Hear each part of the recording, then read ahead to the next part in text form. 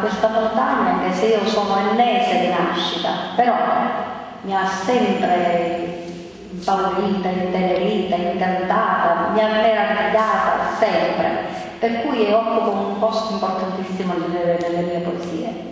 La lingua e fuoco scende da montagna, t'oscuro della notte che ne stegge, pare se la cucera ne esce sangue, d'amore, di odio, di lamento, e scorre lento, giù fuoco e tutto aggiuna, e poi una vampa piglia n'arboleggio, s'abbraccia, sostringe, si intruscia, si intorcionia con passione eggio, zina caga di terra ingonfiato, solo a più sempre grigia innamorato.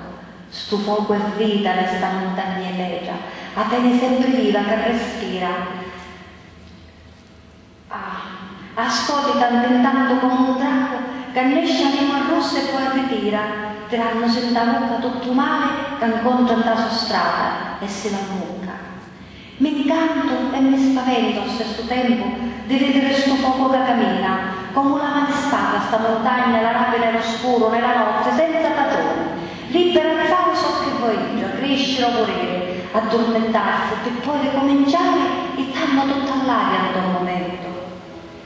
Forse l'amore, o così assente, ti spunta all'improvviso a mezzo oscuro, ti brucia l'armo, corpo, core, mente, non ti dona riposo, t'assicuro.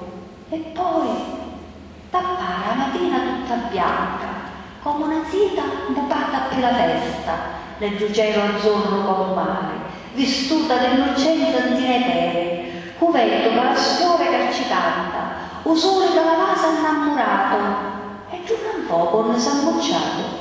Vuoi vedere che mai sono sonnato?